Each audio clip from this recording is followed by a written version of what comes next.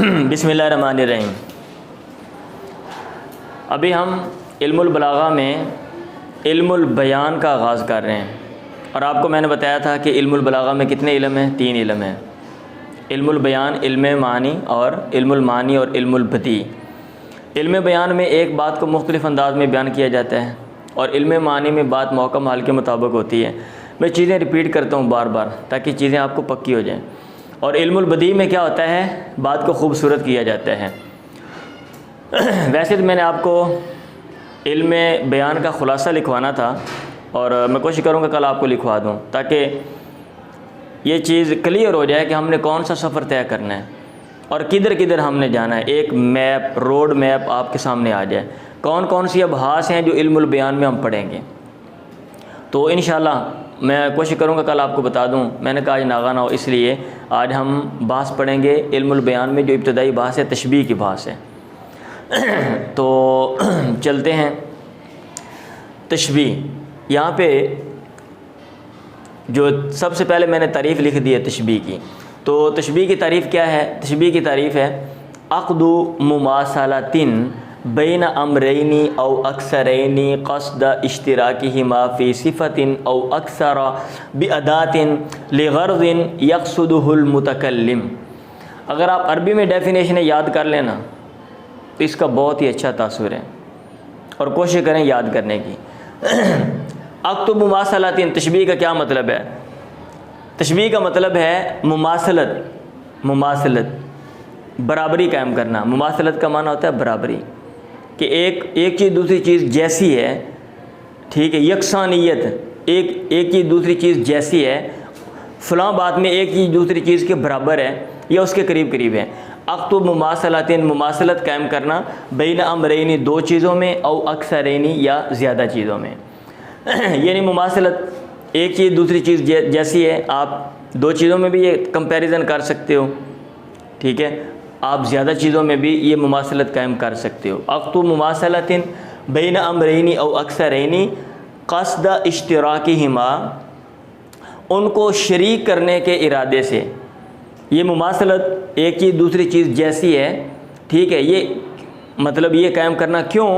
क़स्द इश्तिराकिहिमा, ये बताने के लिए कि वो दोनों शरीक हैं फ़ी सिफ़तिन औ अक्सरा, किसी एक वसफ़ में या ज़्यादा औसाफ़ में। एक चीज़ दूसरी चीज़ जैसी है भाई किस लिहाज से? एक वसफ़ में या एक से ज़्यादा औसाफ़ में। बिअदातिन, और किसी अदात की मदद से, किसी अदात के ज़रिए। अदात से क्या मुराद है? अदात से मुराद वो लफ्ज़ है, अदात से मुराद वो लफ्ज़ है जिसके ज़रिए आप ये कहेंगे एक चीज़ दूसरी चीज़ जैसी है। अब यहाँ पे मैं ये नहीं कहा अदात से मुराद हरफ़ तशबीह है, क्योंकि अदात ज़रूरी नहीं कि हरफ़ हो, अदात ज़रूरी नहीं है कि हरफ़ हो। अदात इसम भी हो सकता है, अदात फ़ेल भी हो सकता है। तो क़स्द इश्तिराकिहिमा, ये बताने के लिए कि 2 चीज़ें शरीक हैं एक वसफ़ में या ज़्यादा औसाफ़ में, बिअदातिन, किसी अदात की मदद से, लिग़र्ज़िन, किसी गरज़ की वजह से, यक़्सुदुहुल मुतकल्लिम, जिसका मुतकल्लिम कसद करता है। अब इसमें ये देखें डेफिनेशन में, देखें आप कितनी चीज़ें आ रही हैं, तशबीह में कितनी चीज़ें आ रही हैं। डेफिनेशन में ज़रा गौर व फ़िक्र करें कि आप 2 या 2 से ज़्यादा चीज़ों में मुमासलत कायम कर रहे हैं, 2 या 2 से ज़्यादा चीज़ों में मुमासलत कायम कर रहे हैं। तो इसका मतलब ये है कि कम से कम 2 चीज़ें होंगी, कम से कम 2 चीज़ें होंगी। एक ये चीज़ है और एक ये चीज़ है। आप एक को दूसरे के साथ मुमासिल बता रहे हैं, ठीक है।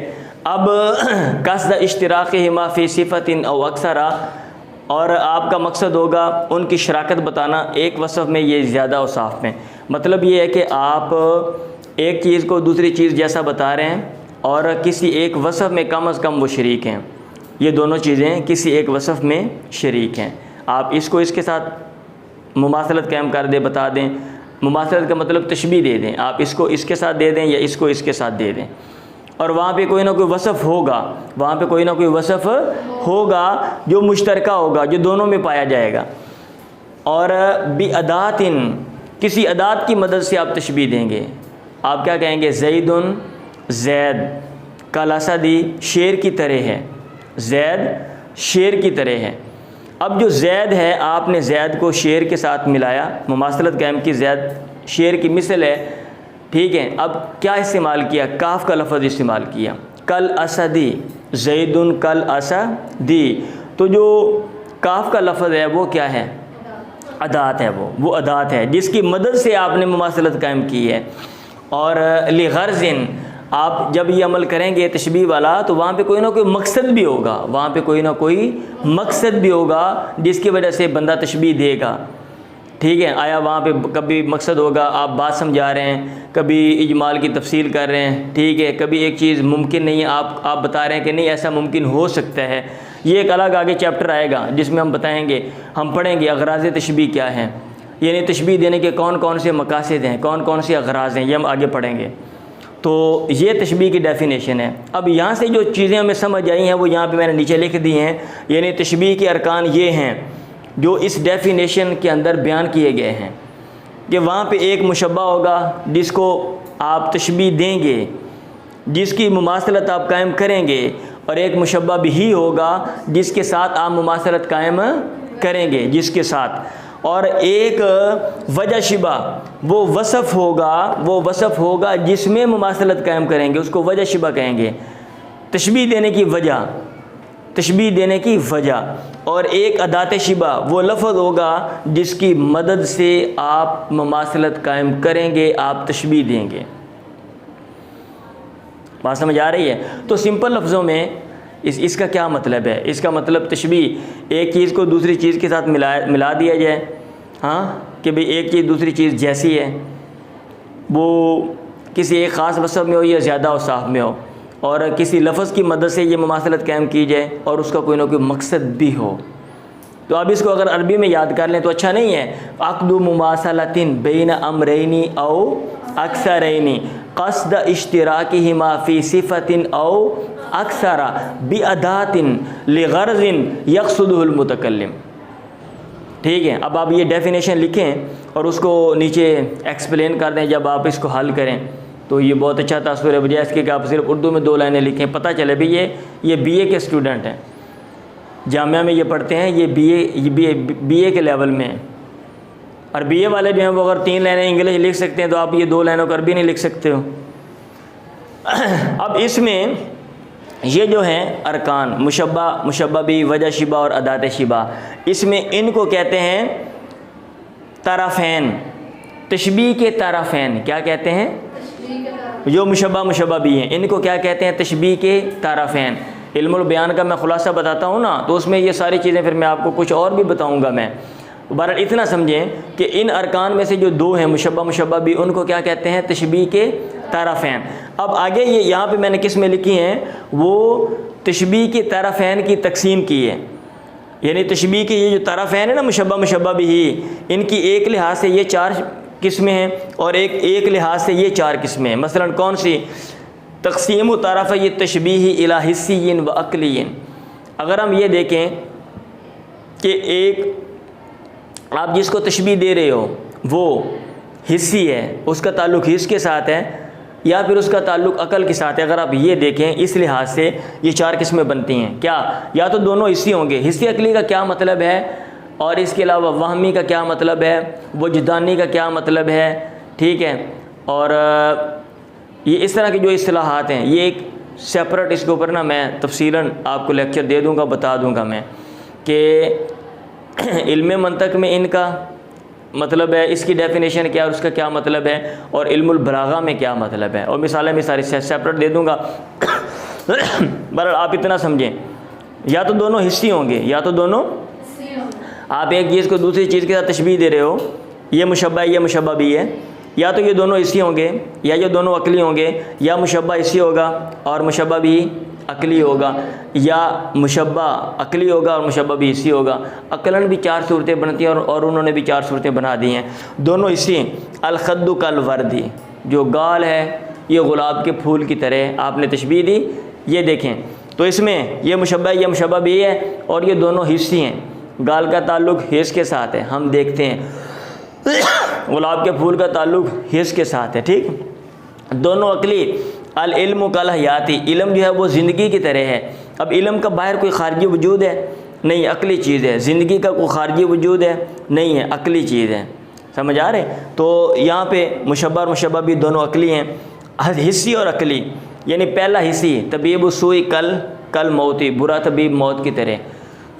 अब जो तबीब है वो तो बुरा तबीब, वो हिस्सी है, हम उसका मुशाहदा करते हैं, और जो मौत है ये अकली है, ये मौत ये अकली। कहते हैं ना, नीम हकीम ख़तरा जान, नीम मुल्ला ख़तरा ईमान। आजकल बहुत से हैं ना नीम हकीम भी मिलेंगे, नीम मुल्ला भी मिल जाएंगे, ठीक है। नीम हकीम लोगों को मारने वाले, और नीम मुल्ला लोगों को गलत फतवे देकर लोगों को ख़राब करने वाले। तो तबीब सुई कल मौती अकली और इसी। अल इल्म कन नूरी, इल्म रोशनी की तरह, रोशनी को हम देखते हैं खारिज में, तो ये हिस्सी है, और इल्म का खारिजी वजूद नहीं है। आप ये नहीं कह सकते दुकान पे जाके जाएं जी एक पाया इल्म दे दें मुझे, एक पाव इल्म दे दें, शापर में डाल दें इल्म मुझे, मैं ले जाऊं, ठीक है। आप एक मन कितने पैसे हैं, आप मुझे एक मन इल्म दे दें जी, ठीक है। तो अब ये था तरफ़ैन, तशबीह में जो तरफ़ैन है, मुशब्बह मुशब्बह भी की हिस्सी और अकली होने के लिहाज से 4 किस्में, और यहाँ पे है हिस्सी और अकली होने के लिहाज से नहीं, मुफरद और मुरक्कब होने के लिहाज से, मुफरद और मुरक्कब होने के लिहाज से यहाँ पे 4 किस्में, ठीक है। बाहर देखें उनको क्या मसला है, पूछें, दराज नोक नहीं करना, हम बता दें उनको, सबक पढ़ रहे हैं हम। तो यहाँ पे देखें, या दोनों मुफरद होंगे या दोनों मुरक्कबानी, यहाँ लिखना चाहिए था मुफरदानी मुरक्कबानी, या फिर दोनों मुरक्कब होंगे यानी 2 मुफरद होंगे, 2 मुरक्कब होंगे, या मुफरदुन बि मुरक्कबिन, मुफरद को मुरक्कब के साथ तशबीह देंगे या फिर मुरक्कब को मुफरद के साथ। पहला आप ये समझ लें कि मुफरद और मुरक्कब का कंसेप्ट क्या है। ये देखें, एक है एक चीज़ को आप तशबीह देते हैं किसी दूसरी चीज़ के साथ, एक है एक चीज़ को तशबीह देते हैं दूसरी चीज़ के साथ, ये मुफरद है। बंद करें उसको, जरा देखो। एक है कि आप एक इज्तिमाई सूरत को तशबीह देते हैं, ये मुरक्कब है। एक है इज्तिमाई सूरत को तशबीह देते हैं, ये मुरक्कब है। आप सब लोग जा रहे हैं, ठीक है, मैं बोलूँ कि आप यूँ जा रहे हैं जैसा फ़लाँ लश्कर जा रहा था। अब आपको मैंने जिसके साथ तशबीह दी है, ठीक है, वो एक मुरक्कब सिचुएशन है। एक जो लश्कर होता है, एक मुरक्कब, वो एक सूरत हाल होती है, एक इज्तिमाई हैत होती है, एक इज्तिमाई सूरत होती है। तो मुरक्कब का मतलब ये है कि आप एक इज्तिमाई सूरत को तशबीह दें या इज्तिमाई सूरत के साथ तशबीह दें। अब मैं यहाँ बता, ये मिसालें आ रही हैं दोनों मुफरद हों, खद्दू कल वर्दी, मैंने ये दोबारा मिसाल लिख दी है। गाल मुफरद है और जो वरद है ये भी मुफरद है। दोनों मुरक्कब हों, कान्ना सुहैलन वन नुजूम वराहु, ये शेर है। सुफूफ सलातिन काम फ़ीहा अमामुहा कहते हैं जो सुहेल सितारा है ना, सुहेल सितारा, कान्ना सुहैलन वन नुजूम वराहु, कहते शायर कहता है जब हम देखते हैं कि सुहेल सितारा है और उसके पीछे भी काफ़ी सितारे हैं, तो हमें ये सूरत हाल यूँ लगती है कि सुफूफ सलातिन, ये नमाज की सफ़े हैं, काम फ़ीहा इमामुहा, जिनमें उनका इमाम जो है वो खड़ा है।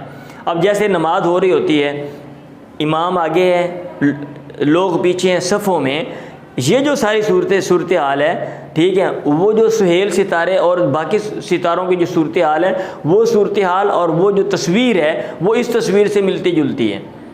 अब उसने क्या किया, एक इज्तिमाई हैत को एक इज्तिमाई हैत के साथ तशबीह दे दी, इसको कहते हैं मुरक्कब। दोनों मुरक्कब हों, दोनों मुरक्कब हों।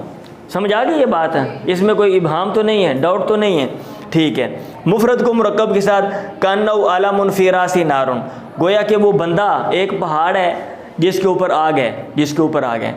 अब एक बंदे को तशबीह दी है, पहाड़ है, पहाड़ की चोटी के ऊपर आग जल रही है, तो वो जो कैफियत है, पहाड़ के ऊपर आग जल रही हो, मतलब बंदे को उसके साथ इज्तिमाई सूरत के साथ तशबीह दी है। तो यहाँ पे मुफरद को मुरक्कब के साथ तशबीह दी है, मुफरद को मुरक्कब के साथ तशबीह दी है। और मुरक्कब को मुफरद के साथ अलमाउल मालियो कसमी, नमकीन पानी जो होता है वो जहर की तरह होता है, जुमला उन्होंने बना दिया। अब अलमाउ अलमालियो पानी है और उसमें नमक है, मुरक्कब है, वो जो इज्तिमाई सूरत है उसको तशबीह दी सम जहर के साथ और वो मुफरद है। तो इस तरह आज हमने कितनी किस्में पढ़ ली तशबीह की? आज हमने 8 किस्में पढ़ी हैं तशबीह की, यानी हाँ जी, एक लिहाज से 4 किस्में और एक लिहाज से 4 किस्में। सबसे पहले हमने तशबीह की डेफिनेशन पढ़ी। डेफिनेशन क्या है कि एक चीज़ को दूसरी चीज़ जैसा बताना, किसी एक वसफ़ में ये ज़्यादा औसाफ में और किसी अदात की मदद से और किसी गरज़ की वजह से तशबीह दी जाती है। अगराद तशबीह की जो बात है वो हम आगे पढ़ेंगे। फिर उसके बाद हमने अरकान तशबीह के बारे में पढ़ा कि वो 4 हैं, मुशब्बा, मुशब्बा भी, अदात शिबा और वजह शिबा। फिर हमने हिस्से और अकली होने के लिहाज से कितनी किस्में पढ़ी? 4 किस्में हैं, या दोनों हिस्से होंगे या दोनों अकली होंगे, या पहला हिस्से दूसरा अकली, यानी मुशब्बा हिस्से और मुशब्बा भी अकली, या पहला अकली और दूसरा हिस्से, मुशब्बा अकली और मुशब्बा भी हिस्से। और मुफरद और मुरक्कब होने के लिहाज से हाँ कितनी किस्में? 4, दोनों मुफरद या दोनों मुरक्कब, या पहला मुफरद दूसरा मुरक्कब, या पहला मुरक्कब दूसरा मुफरद। इनके अमसिल आप याद कर लें। लें जी, आज का सबक कितना काफ़ी है, चलें।